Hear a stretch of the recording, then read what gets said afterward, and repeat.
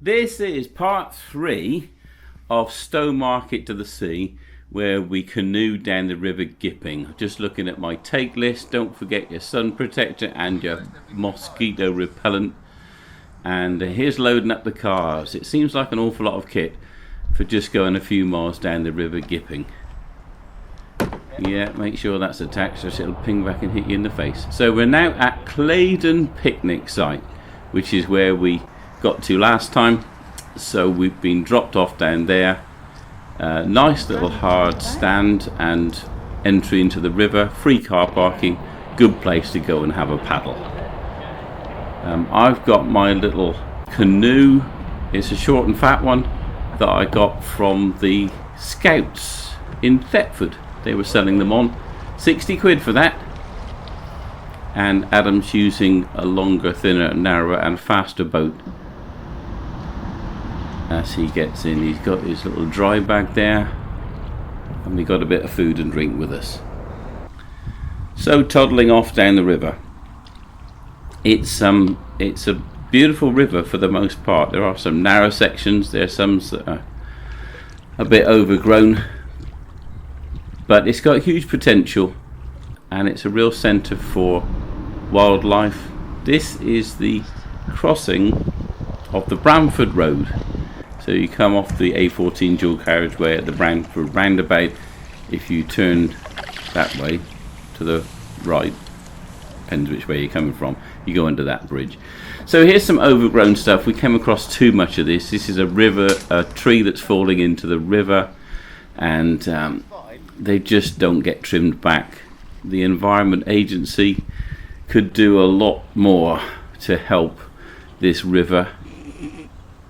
A bit of trimming and clearing of the logs and obstructions would be very helpful. And most of all, stop I'm filming, you're driving. people filling it up with poo every time it rains. EA really need to get their finger out where water quality is concerned in Britain. Look at those lovely flowers, those all kinds of nice yellow lilies in the water. We saw quite a lot of fish, saw some big chub, saw a nice pike. And now we've arrived at Paper Mill Lane. This is, I think it used to be some kind of mill and it's been turned into flats. A couple of swans, well, we'd pushed them about a mile down the river, and this was where they finally got past us and doubled back on themselves. Save the Gipping, I agree with that. Save it from what? Well, could save it from all the pollution. That would be a real good start. And it would be very helpful if, where there are these broken down locks, there could be some places where you can get out and get back in again. They're called portages or portages, just carry rounds. And a few of those would make this river much more accessible and much more usable. Adam decided that he would go down that one. It's a bit tricky, you never know what ironwork or steps there are under the water. I took the easier path of going around, and then there was this little place which wasn't too bad. We went back up and had a look at it from having passed it, and that's what it looks like. Adam just walked his canoe down and I walked around. So that's the kind of cut that used to feed the mill, and then back out onto the river.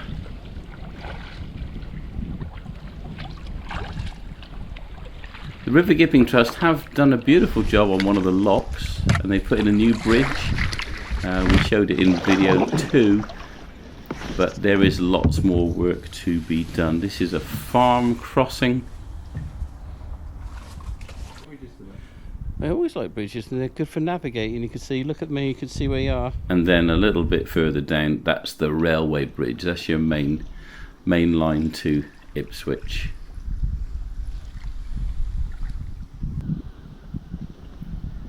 You can see the strength of the members needed to carry a big heavy train. So a beautiful section this. Those nice poplars on the right. Nice bit of open water. The wind was kind of behind us at this stage. As we snaked around, sometimes it wasn't And then these landmarks of Suffolk, the double power line. They come all the way from Sizewell Power Station. They come all across the country. They come up to that top of that hill by Asda. They go a little bit further, and then they split. But if you see a double power line, if you go one way, you'll come to Asda. If you go the other, you'll finish up at Sizewell. Very overgrown section. This had to just use your hands to pull yourself through by the reeds. Nice little reed cutting barge. And this is bamboo. That's a real nasty thing, because once it gets loose out of gardens, it'll colonise that river. It'll probably choke it. It'll spread everywhere. There's becoming quite an issue. Bamboos that are getting free. That needs to be dealt with. So we're at the edge of Bramford now. That's where that bamboo was.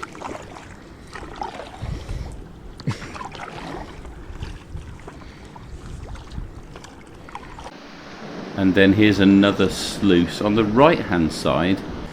We've now gone to the other side. There was something that probably might have been a fish ladder, but this was impenetrable. A big old drop there, so we had to go back and find a place to get out of the river.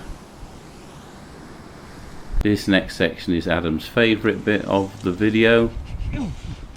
My legs had gone to sleep, and I thought I was going to be okay, but I really wasn't.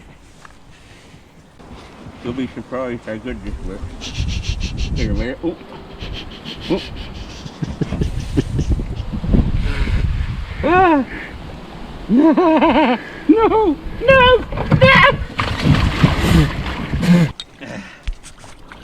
Right, I'll drag it out and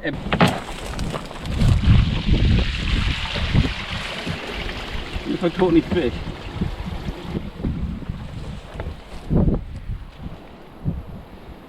It's good. Good be. So that's what it looks like as we go round, and then we managed to launch again quite easily at the lower side. So again, a couple of platforms put in by the River Gipping Trust or the Environment Agency would just make this so much more accessible. Before moving on, we went up and had a look, and that's the bit that I think might be a fish ladder. And if I came downstream again, I would move to the right and just zoom down there. That would be absolutely fine.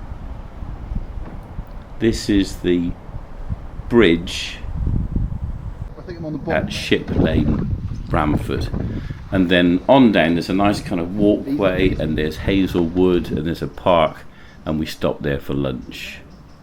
Now we've come to another obstruction. This is a series of fallen trees that have blocked the river, and a load of the water just turns off to the left. There's a lot of flow coming and has made its own way down to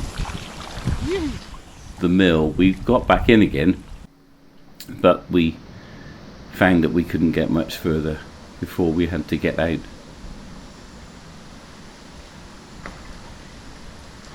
There's a kind of fairly big sluice and mill system here, and we had to just go down through a wood, cut down to the mill stream. This is lovely. Which was narrow, fast flowing and good fun.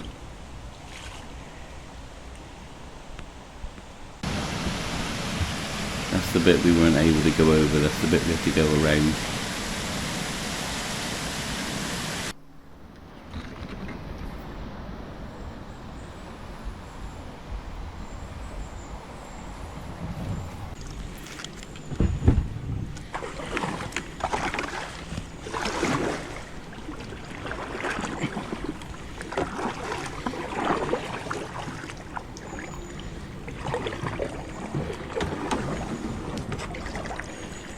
And then under this little bridge, that's me filming Adam, and that's what I was filming. And then there was a footbridge, rather nice one, look. I think I'll have to come back and find that. And then we're at Sproughton Bridge. That's where this is.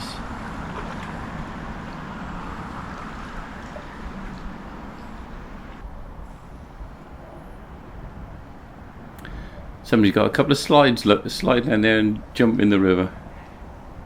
Looks like fun.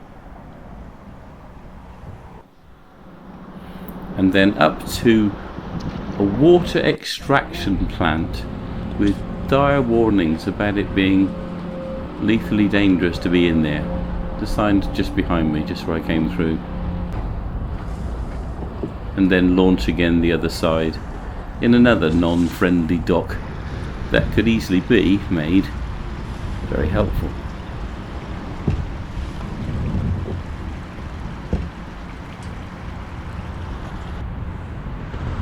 This is the A14, the one time that we go under the A14 on this trip. Very noisy. There's probably expansion joints, or for some reason the lorries make an absolute booming sound. It'd be worth getting under there and recording it and sticking it on your next beatbox album.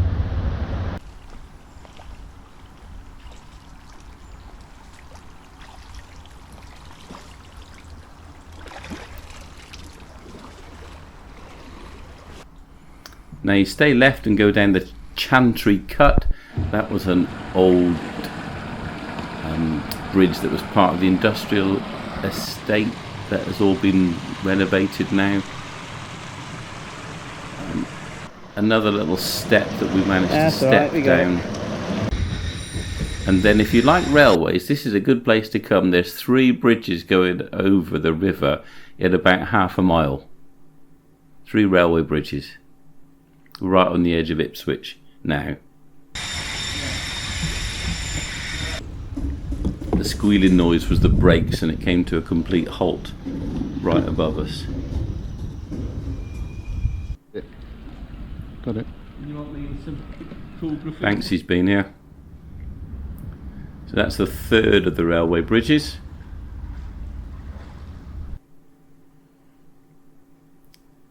That's it from the air, and then on the right some industrial units, some big factories.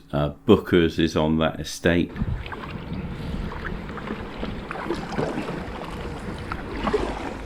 That's the 3rd railway bridge from the water.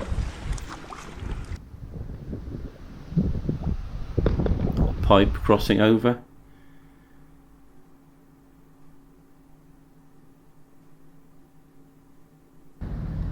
And then those houses, quite a landmark from the river. I think Yeoman Way is just the other side.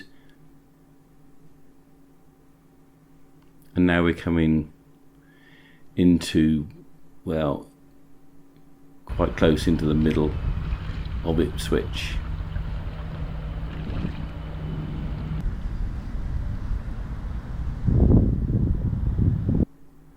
And here you have to take a left turn. That right hand turn you can't get through at all, so you turn left and go under this bridge.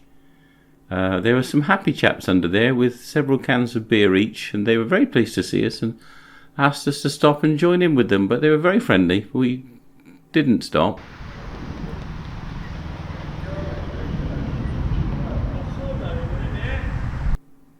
And that's the car park for the range on the left, and then there's a gym on the right hand side, and you cut along here, and the pub on the right is the Wheat Sheaf, I think it's called. The Mermaid. That was close.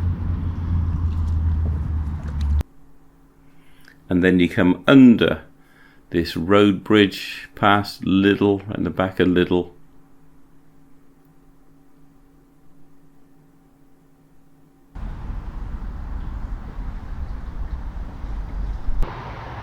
And then when you get to the Copdock Road, you have to get out and cross over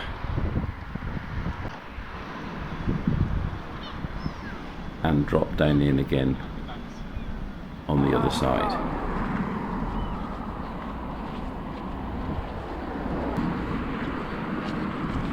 Oh, great.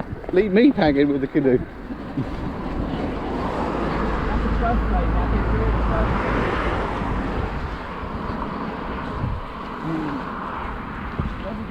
There's a little weir here, so I went and had a look at it.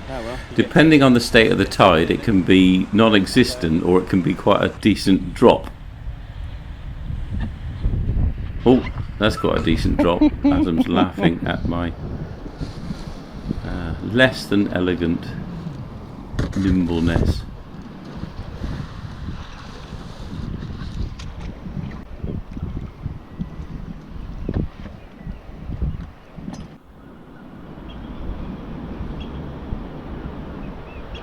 That's the Bobby Robson Bridge, and here we are coming up to that little weir.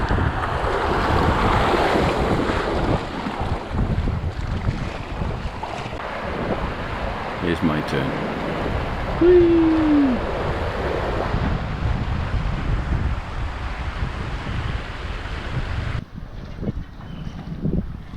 I think this used to be a railway bridge that went across to some sidings on the other side, but it's disused now.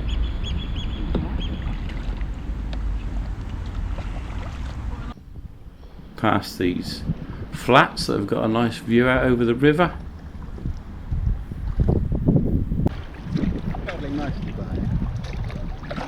We get near the end of our journey now. That bridge in the distance is Princes Street, going over. Probably the best looking bridge in Ipswich. And then this run along here with, I think it's Halfords on the left there, and then a lot of sites that were industrial that are all being redeveloped right now.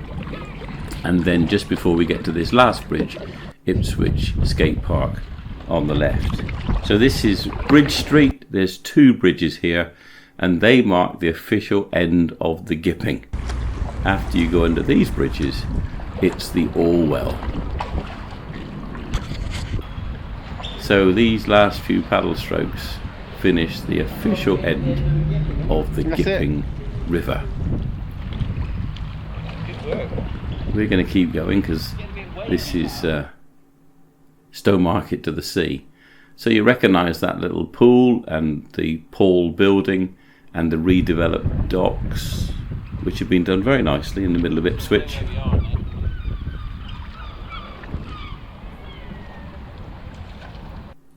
And so on round this corner we go. It's called Stoke Quay on the right, and there's quite a few moorings and those old oast houses.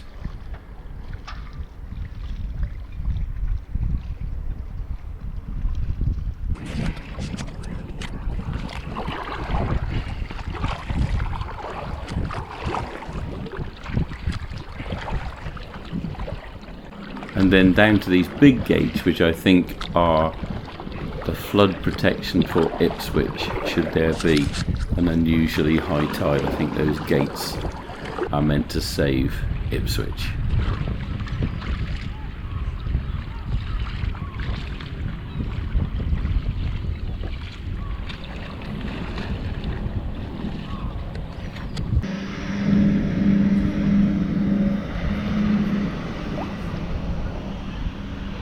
So the river is considerably wider.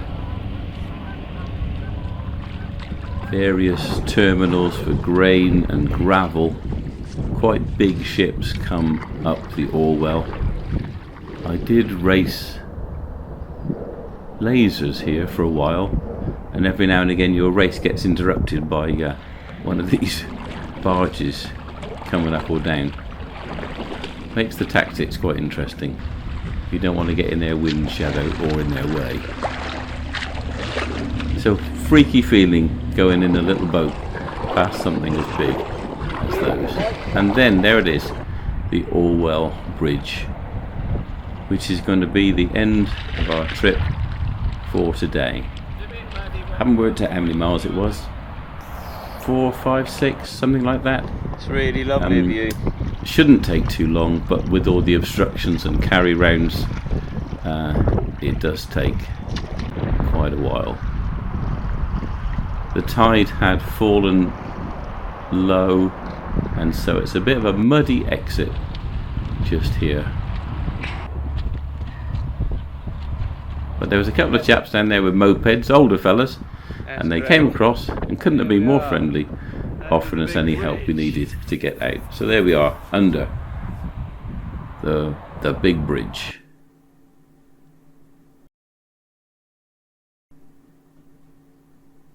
Come and join us when we do Orwell Bridge right down to Langard Point, which will be part 4.